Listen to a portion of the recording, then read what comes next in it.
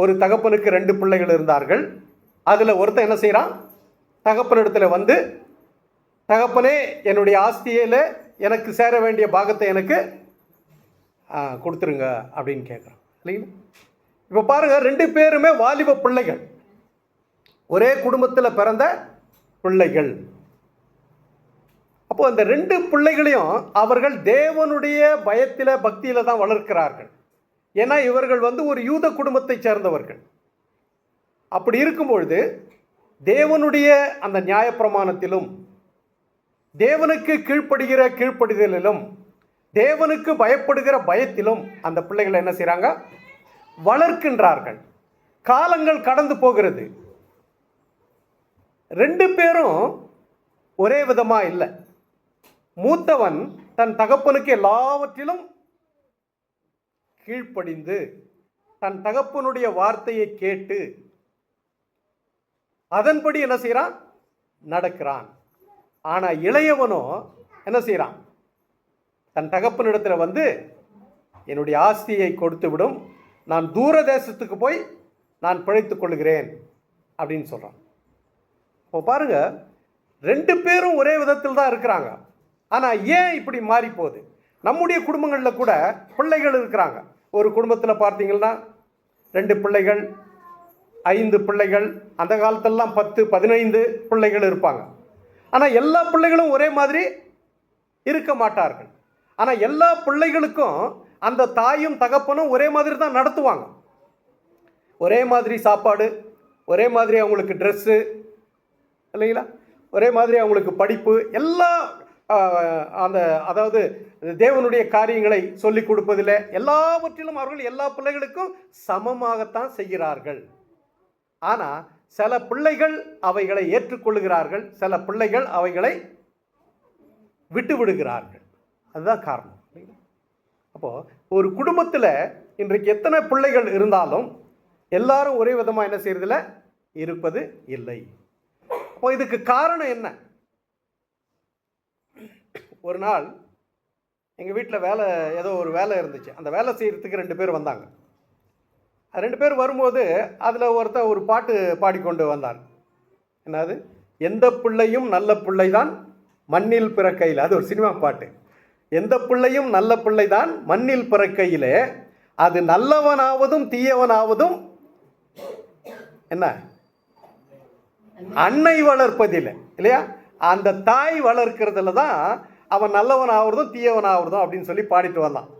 அப்போ உடனே நான், அந்த பாட்டு தப்புப்பா, அப்படி பாடக்கூடாது, எந்த பிள்ளையும் நல்ல பிள்ளைதான் மண்ணில் பிறக்கையிலே, அது நல்லவராவதும் தீயவராவதும் நண்பர் அமைவதிலே, நண்பர் அமைவதிலே. தாயினால எந்த பிள்ளையும் என்ன செய்யறதில்ல, கெட்டு போகிறது இல்லவே இல்லை. அது ஆனால் கண்ணதாசன் எழுதலை அந்த பாட்டை, வேற ஒரு கவிஞன் எழுதுனது.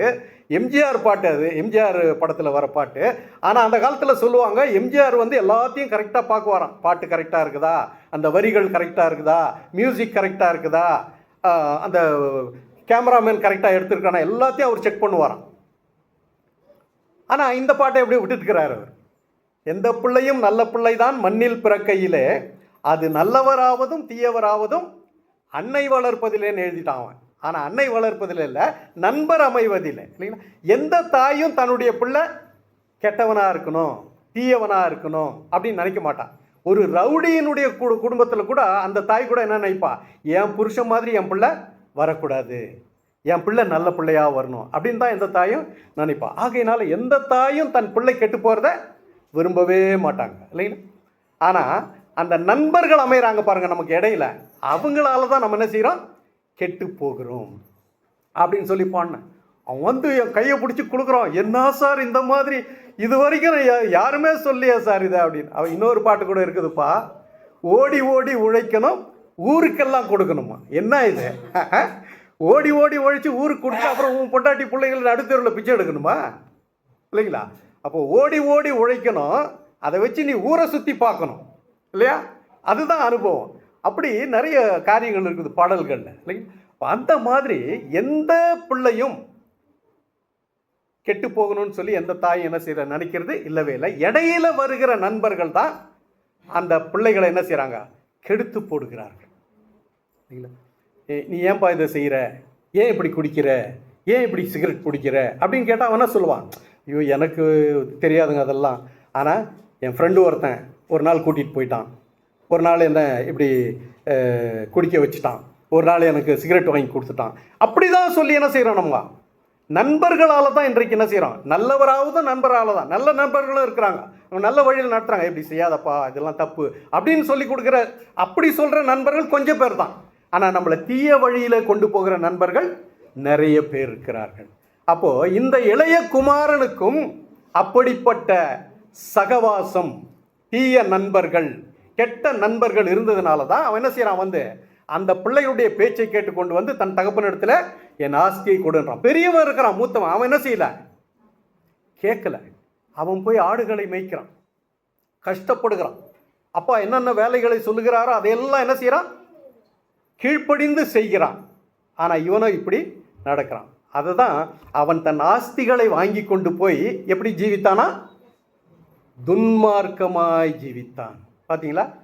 ஆஸ்தியை வாங்கிட்டு போயிட்டான், தூர தேசத்துக்கு போயிட்டான். அப்பா அம்மா யாரு கண்ணிலையும் படலை, அவன் அவங்க யாரும் பார்க்க முடியாத இடத்துக்கு போயிட்டான். அங்கே போய் என்ன செய்கிறான்? தன்னுடைய பொருட்களை எல்லாம், அந்த அவன் கொடுத்த அந்த ஆஸ்தியெல்லாம் விற்று என்ன செய்கிறான்? அவன் பணமாக்கி கொள்கிறான். வீட்டில் பணமாக எடுத்துக்கொண்டு அவன் என்ன செய்கிறான்? புறப்பட்டு போகிறான். அவன் கூட நண்பர்கள், அவனுக்கு வேலைக்காரர்கள், அதுக்கப்புறமா அவன் எப்படி குதிரையில் போனானோ அல்லது கழுதையில் போனானோ தெரியாது இல்லைங்களா? அப்போ அப்படியாக அவன் தூர தேசத்துக்கு போய் அங்கே கொஞ்ச நாள் ஜீவனம் பண்ணுகிறான். துன்மார்க்கமான ஜீவனம், தவறான வழிகளிலே. அப்போ தவறான வழிகளிலே நாம் ஜீவனம் பண்ணும் பொழுது, நடக்கும் பொழுது என்ன நடக்கும்? நம்ம கிட்ட இருக்கிற ஆஸ்தி, நம்ம கிட்ட இருக்கிற பணம் என்ன ஆகாது? கொஞ்சம் கொஞ்சமாய் செலவழிந்து போய்கொண்டே இருக்கும். ஆனால் நம்ம ஞானத்தோடு நடக்கும் பொழுது, அந்த பணத்தை வைத்து நாம் சம்பாதிக்கும் பொழுது, நாம் கஷ்டப்படும் பொழுது, அதை வைத்து நம்ம வேலை செய்யும் பொழுது அது என்ன ஆகும்? நமக்கு அதிகமாகும் இல்லைங்களா? அந்த ஆஸ்தி அதிகமாகும். இப்போ கொஞ்சத்தை வச்சு தான் என்ன செய்கிறோம்? அதிகத்தை பெறுகிறோம். அதுதான் ஒரு ஊமையை சொன்னார் ஆண்டவர். என்ன சார்? ஒரு எஜமா என்ன செய்கிறார்? தன்னுடைய வேலைக்காரர்கிட்ட ஒருத்தங்கிட்ட 1 தாலந்து கொடுக்குறார், இன்னொருத்தங்கிட்ட 2 தாலந்து இல்லைங்களா? இன்னொருத்தங்கிட்ட 5 தாலந்து இல்லைங்களா? அப்போ ஒருத்தங்கிட்ட 1 ரூபா, இன்னொருத்தங்கிட்ட 2 ரூபா, இன்னொருத்தங்கிட்ட 5 ரூபாய் ஆண்டவர் என்ன செய்கிறாரு? கொடுக்குறார். 5 ரூபாயை வாங்கின்னு போனவன் என்ன செய்தான்? போய் ஏதோ ஒரு சின்ன வியாபாரத்தை பண்ணான். அந்த 5 ரூபாயில் ஏதோ ஒரு பொருளை வாங்கின்னு வந்து அதை விற்றான். இப்போ என்ன ஆயிடுச்சு? அவனுக்கு 10 ரூபாய் கிடச்சிடுச்சு இல்லைங்களா? 2 வாங்கின்னு போனவன் அவனும் ஏதோ ஒரு பிஸ்னஸ் பண்ணுறான். அப்போ அந்த பிஸ்னஸில் அவனுக்கு ஒரு கெயின், அது 4 ஆயிடுச்சு இல்லைங்களா?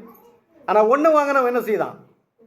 கொண்டு போய் அதை புதைச்சிட்டான். ஏன்னா என் எஜமா வந்து ரொம்ப மோசமான ஆள், ரொம்ப கெட்டவன், இதை நான் வந்து வியாபாரம் பண்ண போய் அது நஷ்டமாயிட்டு இல்லைன்னு சொல்லிட்டாக்கா என்னை ஜெயிலில் கொண்டு போய் போட்டுருவான்.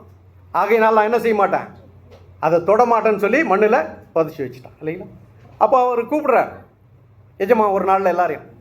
இப்போ 5 தாலந்து வாங்கினவன், 5 ரூபாய் வாங்கினவன் என்ன செய்கிறான்? வந்து ஐயா நீங்கள் எனக்கு 5 ரூபாய் கொடுத்தீங்க, நான் அதை வியாபாரம் பண்ணேன், இன்றைக்கி எனக்கு நிறைய வருமானம் வந்துடுச்சு, அதை நான் டபுள் ஆக்கிட்டேன், 10 மடங்காக அது வந்து எனக்கு இப்போது 10 ரூபாயாக மாறி போச்சு சொல்கிறான்.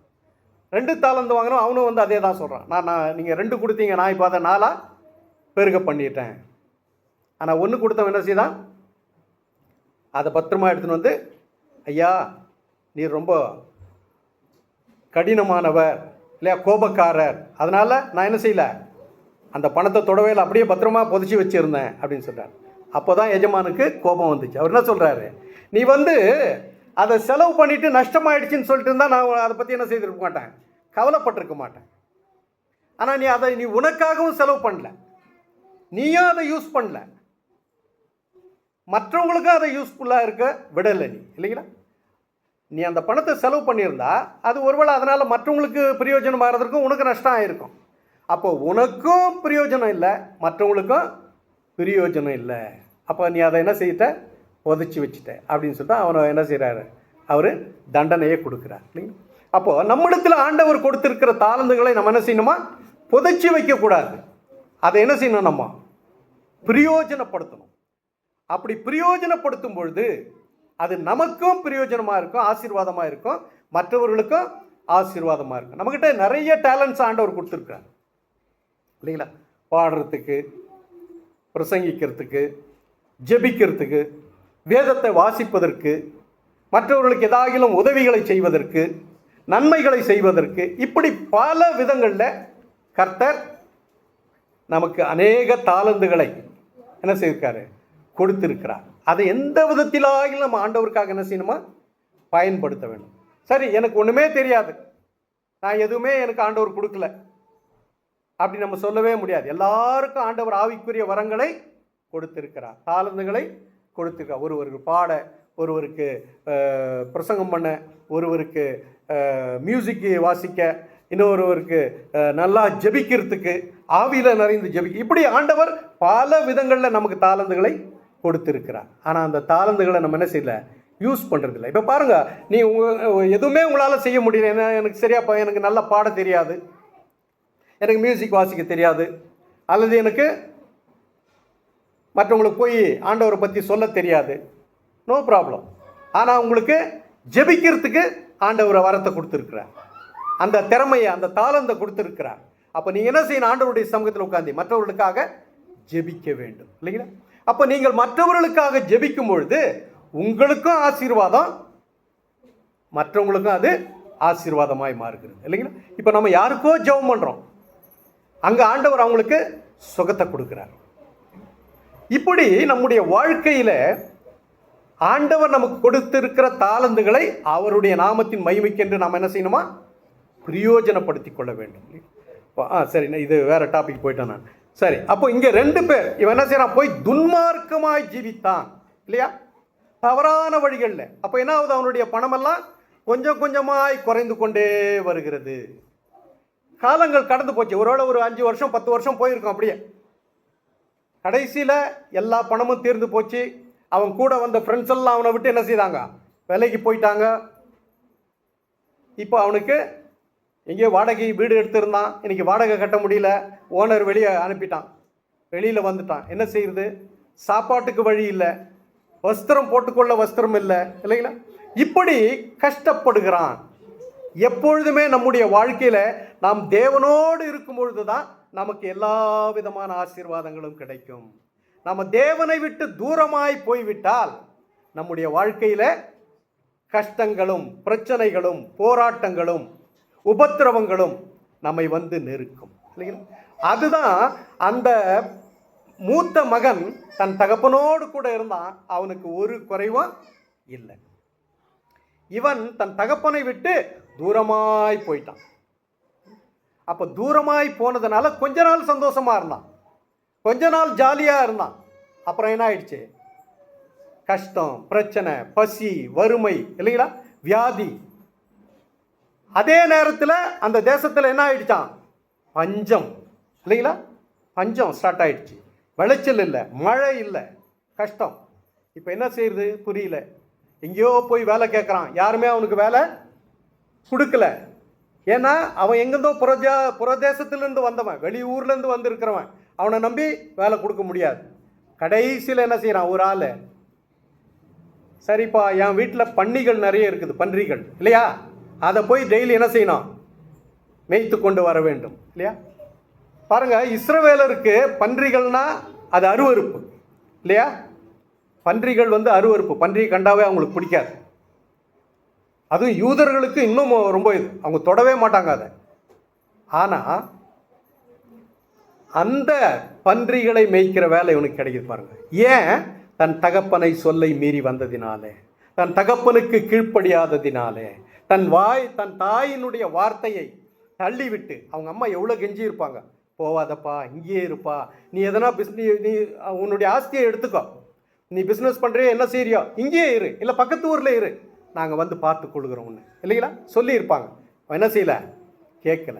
எல்லாவற்றையும் வெறுத்து விட்டு தன் சுய இஷ்டத்தின்படி, தன்னுடைய சுய ஞானத்தின்படி இல்லைங்களா அவன் போய் துன்மார்க்கமாய் ஜீவித்தான். அப்போ எல்லாம் போயிடுச்சு. கடைசியில் இப்போ வந்து பன்றிகளை மேய்த்து கொண்டிருக்கிறான்.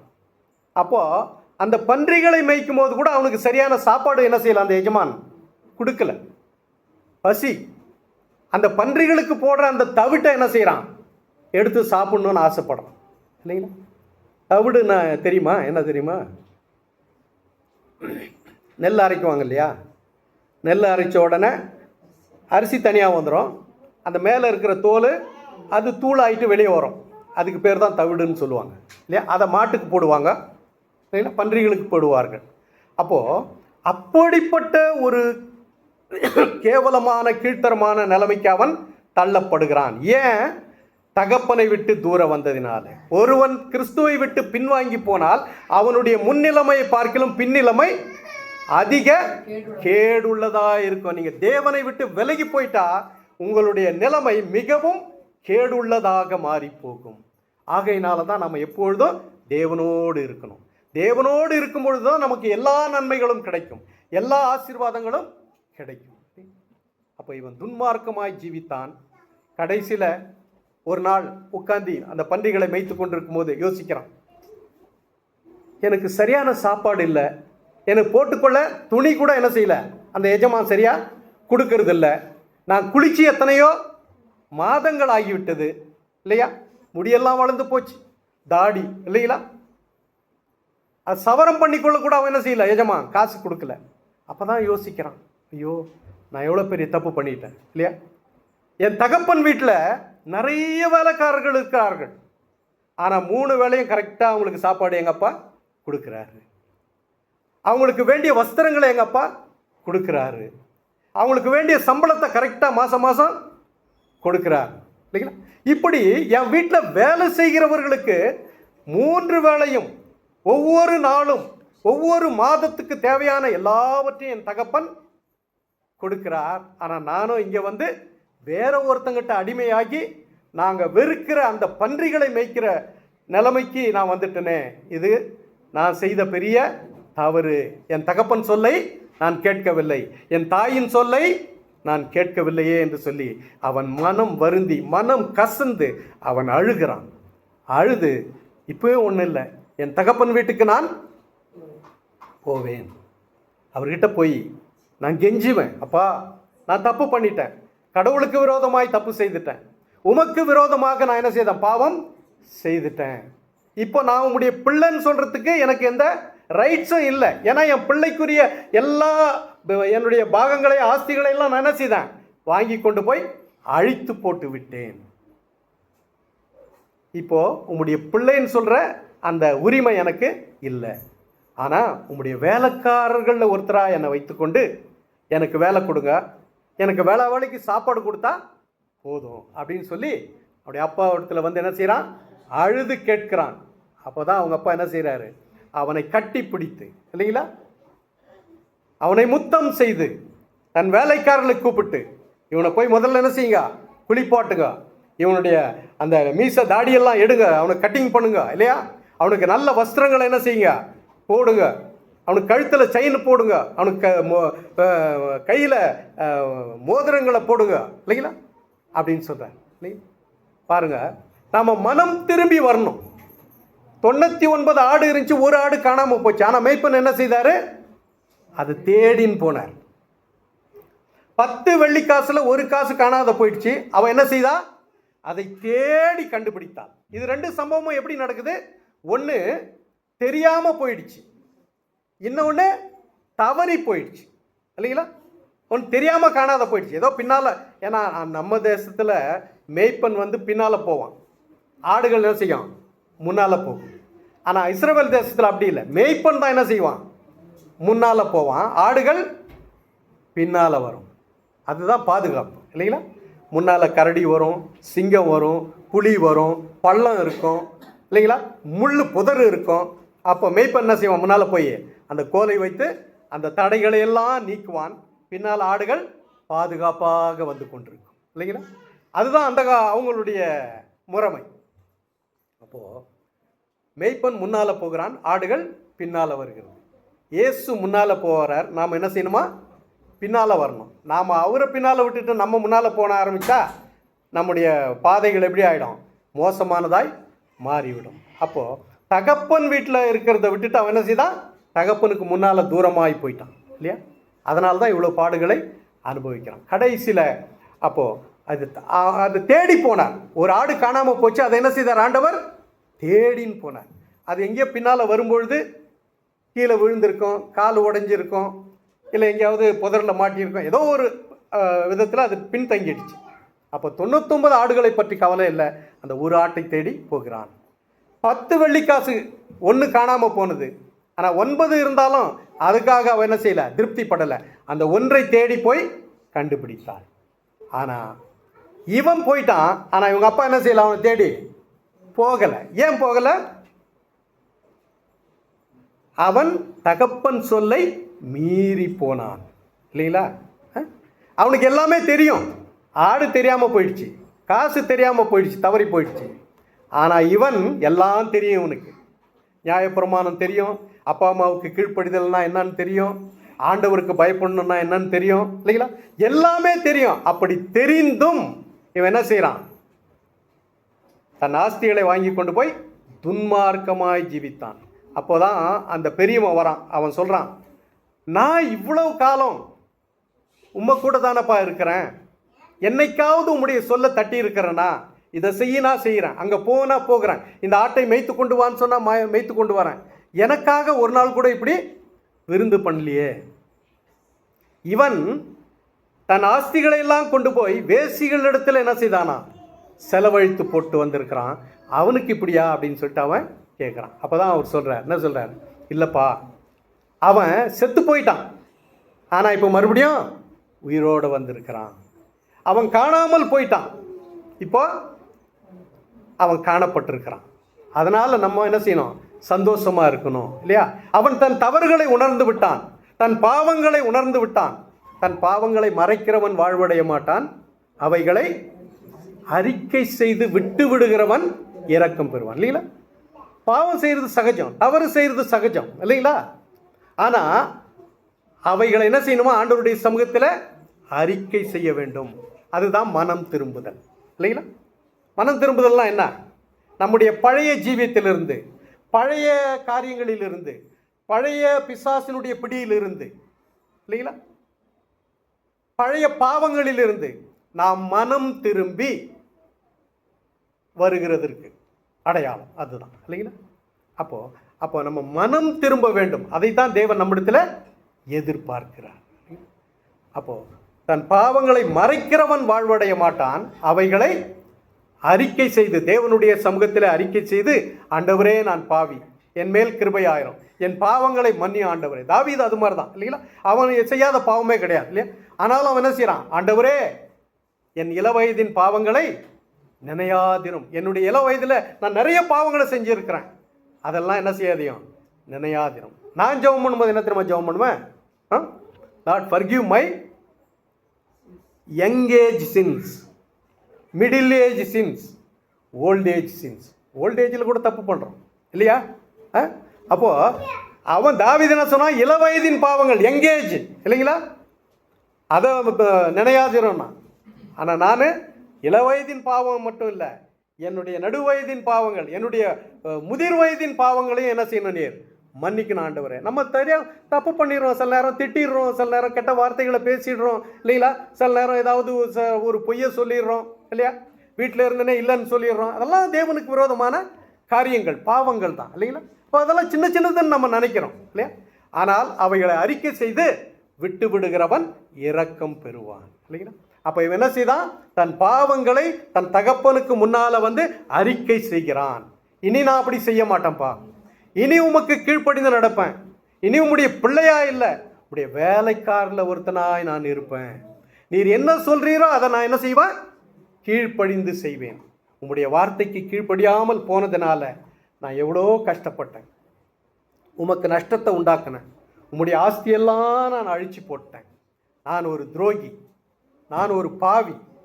ஆனால் இப்போ நான் மனம் திரும்பி வந்திருக்கிறேன், எனக்கு ஒரு வேலைக்காரில் ஒருத்தனா எனக்கு ஒரு வேலை கொடுங்க, நான் உங்கள் வீட்டில் உங்களுடைய வார்த்தைக்கு கட்டுப்பட்டு எப்பொழுதும் நடப்பேன் அப்படின்னு சொன்னேன். இல்லைப்பா, நீ என்றைக்கு இருந்தாலும் என்னுடைய பிள்ளை தான் இல்லைங்களா? அப்போ நாம் மனம் திரும்பி ஆண்டவருடைய சமூகத்தில் வரும்பொழுது ஆண்டவர் நம்ம என்ன செய்யறதில்லை? நம்முடைய பாவங்களை அவர் பார்க்கிறதில்லை, நம்முடைய மீறுதல்களை பார்க்கிறதில்லை, நம்முடைய அக்கிரமங்களை அவர் பார்க்கிறதில்லை. அவர் என்ன செய்கிறார்? நம்முடைய இருதயத்தை பார்க்கிறார். நாம் மனம் திரும்பி உண்மையாய் நம்முடைய பாவங்களை அவரிடத்தில் அறிக்கை செய்து அவைகளை விட்டு அவருடைய சமூகத்தில் வரும்பொழுது நம்மை மறுபடியும் அவர் அரவணைத்துக் கொள்ளுகிறார். நம்முடைய பிள்ளையாக நம்மை சேர்த்து கொள்ளுகிறார். அந்த பிள்ளைக்கு என்னென்ன வேணுமோ எல்லாவற்றையும் அவர் என்ன செய்கிறார்? மறுபடியும் கொடுக்க ஆரம்பிக்கிறார். அப்போது நம்ம ஆண்டவருக்குள்ளே இருக்கணும். இப்பொழுது கர்த்தருக்கு பயந்து நடக்கும் பொழுது, கர்த்தருக்கு கீழ்ப்படிந்து நடக்கும் பொழுது நமக்கு ஆசீர்வாதங்கள், நன்மைகள், சுகம், பலன், சமாதானம். வாழ்க்கை எப்போதும் ஒரே மாதிரி இருக்கிறது இல்லை. ஒரு டைம் நல்லா இருக்கும், ஒரு டைம் பிரச்சனைகள் வரும், ஒரு டைம் கஷ்டங்கள் வரும், ஒரு டைம் சண்டை சச்சரவுகள் வரும், சில நேரம் வியாதிகள் வரும், பலவீனங்கள் வரும். இப்படி மாறி மாறி வந்து கொண்டே தான் இருக்கும் வாழ்க்கையில். ஆனால் அந்த எல்லா சூழ்நிலையிலும் நாம் தேவனோடு கூட இருந்துட்டா அவர் அதை பார்த்து கொள்வார். அல்லேலூயா. அவர் பார்த்து கொள்வார். நம்ம கவலைப்பட வேண்டிய அவசியம் இல்லவே இல்லை. ஏன்? நமக்கு முன்னால் யார் இருக்கிறது? இயேசு என் முன்னால், உலகம் என் பின்னால், இல்லைங்களா? அப்போ உலகம் பின்னால் இருக்குது, நான் சென்டரில் இருக்கிறேன், இயேசு எனக்கு முன்னால் இருக்கிறார். அப்போ அவர் எனக்கு முன்னால் நிற்கும் பொழுது, இல்லைங்களா, கர்த்தரை நான் எப்பொழுதும் எனக்கு முன்பாக வைத்திருக்கேன் தாவீது சொல்கிறான், இல்லைங்களா? ஏன்? அவர் என் முன்னால் இருந்துட்டா எனக்கு எப்பொழுதுமே சந்தோஷம், சமாதானம், வெற்றி, இல்லைங்களா? நான் எங்கே போனாலும் அவர் எனக்கு முன்னால் போகும்பொழுது எனக்கு வெற்றியை கொடுப்பார். அதனால தான் கோலியாத்தாவன் கொல்லும்பொழுது அதான் சொல்கிறான், நீ ஈட்டியோடும் அம்புகளோடும் வில்லுகளோடும் வருகிறாய், ஆனால் நானும் ஜீவனுள்ள தேவனுடைய நாமத்தினால, இல்லைங்களா, சேனைகளின் கர்த்தருடைய நாமத்தினால வருகிறேன். அப்போ அங்கே யார் போனது? முன்னால் தேவன் போனார், இல்லைங்களா? அவன் அடித்த கல் இல்லை, அவன் அடித்தது ஒரு சின்ன கல் தான், இல்லைங்களா? அதை வச்சு அவன் அடிக்கிறான். அடிக்கும்பொழுது என்ன ஆகுது? அது கரெக்டாக எங்கே போகுது? அது அவன் ஃபுல்லாக கவர் பண்ணியிருக்கிறான்.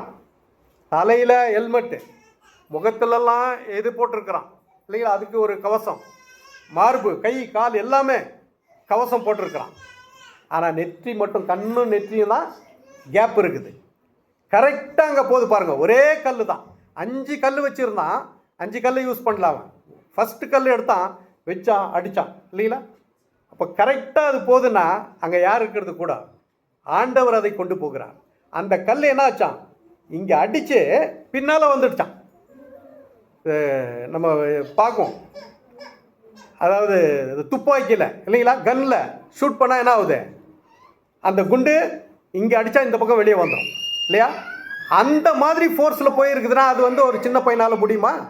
அவன் அவ்வளோ தூரத்தில் இருக்கிறான். இங்கேருந்து அவன் அடிக்கிற கல் ஒருவேளை இங்கே டச் ஆகி கீழே விழுந்திருக்கும், இல்லைங்களா? ஆனால் அது என்ன ஆச்சான்? உள்ளே போய் வெளியே வந்துடுச்சான். இல்லை, அழகாக சொல்லுது பைபிள், இல்லைங்களா? அதுதான் தேவன் முன்னால் நின்னார். அவனுக்கு முன்னால் அவர் யுத்தம் பண்ணுகிறார், நீங்கள் சும்மா இருப்பீர்கள், இல்லைங்களா? நீ சும்மா கல்லை விடு, அது எங்கே போய் எங்கே அடிக்கணுமோ அதை அவர் என்ன செய்வார்? பார்த்து கொள்வார், இல்லைங்களா? அப்போ இப்படி தான் தேவன் நமக்கு முன்னால் இருக்கும்பொழுது எல்லாம் நமக்கு நன்மையாக இருக்கும். தேவன் நம்மோடு கூட இருக்கும் பொழுது எல்லாம் நமக்கு ஆசீர்வாதமாக இருக்கும். சுகம், பலன், ஜீவன், அது மட்டும் இல்லை, நம்முடைய ஆயுசு நாட்கள். கர்த்தருக்கு பயந்து அவர் வழிகளில் நடக்கிற மனுஷன் பாக்கியவான், கனியை தந்து, இல்லைங்களா? கர்த்தருக்கு பயந்து அவர் வழிகளில் நடக்கிற மனுஷன் பாக்கியவான். அப்புறம் 128வது சங்கீதத்தில் சொல்கிறார், இல்லைங்களா? நீ உன் பிள்ளைகளின் பிள்ளைகளை காண்பாய், இல்லைங்களா? அப்படின்னா என்ன அர்த்தம்? இஸ்ரவேலுக்கு உண்டாகும் சமாதானத்தை காண்பாய்.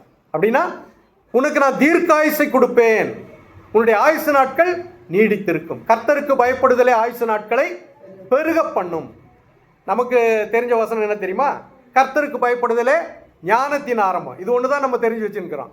ஆனால் இன்னொரு வசனம் இருக்குது, கர்த்தருக்கு பயப்படுதலே ஆயுசு நாட்களை பெருக பண்ணும். நம்ம ஆண்டவருக்கு பயந்து ஜீவிக்கும் பொழுது இந்த உலகத்தில் நம்முடைய ஆயுசு நாட்களை ஆண்டவர் கூட்டி தருகிறார், நமக்கு தீர்க்காயுசை கொடுக்கிறார், லாங் லைஃப், இல்லைங்களா? அப்போ அந்த மாதிரி தேவனுக்கு பயந்து பெற்றோர்களுக்கு கீழ்ப்படிது, அந்த 2 தான் விஷயம் ஆயுசு பெருகிறதுக்கு. ஆண்டவர் சொல்கிறார், நீ நன்றாய் இருப்பதற்கும் இந்த உலகத்திலே உன்னுடைய வாழ்நாள் நீடித்திருப்பதற்கும் உன் தகப்பனையும் உன் தாயையும் கனம் பண்ணுவாயாக. 1. 2வது, கர்த்தருக்கு பயந்து நீ நடக்கும் பொழுது உன்னுடைய ஆயுசு நாட்கள் பெருகும். வசனங்க இருக்குது, அதெல்லாம் ரெஃபரன்ஸ் எனக்கு தெரியல கரெக்டாக. ஆகையினால அப்படி அந்த வார்த்தைகளெல்லாம் எனக்குள்ள அப்படியே மனப்பாடம் ஆகிட்டு இருக்கு. ஒவ்வொரு வசனம்.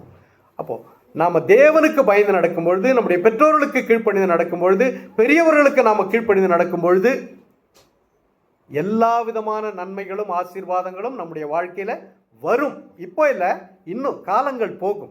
இன்னும் 5 வருஷம், 10 வருஷம், 15 வருஷம், 20 வருஷம் அப்படியே போய்கொண்டே இருக்கும் இல்லைங்களா? நாங்கள் எங்கள் காலத்தெல்லாம் நினச்சி பார்க்குறோம், ரொம்ப ஆச்சரியமாக இருக்குது இல்லைங்களா? இவ்வளோ நாள் எப்படா இந்த உலகத்தில் நம்ம இருக்கிறோம் இல்லையா? ஆச்சரியமாக இருக்குது. எனக்கு என் கூட இருந்தவங்க, என் கூட படித்தவங்க எத்தனையோ பேர் செத்து போயிட்டாங்க இல்லைங்களா? எங்கள் ஐயரம்மா சொல்லுவாங்க, அவங்களுக்கு இப்போ கிட்டத்தட்ட ஒரு 90 இயர்ஸ் ஓல்டு. அப்போது அவங்க சொல்லுவாங்க, தம்பி, என் கூட வேலை செஞ்சவங்க 15 பேர் என் ஃப்ரெண்ட்ஸுங்க எல்லாரும் போயிட்டாங்கப்பா, நான் ஒருத்தி தான் இருக்கிறேன் அப்படின்னு சொல்லுவாங்க இல்லைங்களா? அப்போ அதுதான் தேவனுடைய கிருபை, தேவனுடைய இரக்கம்.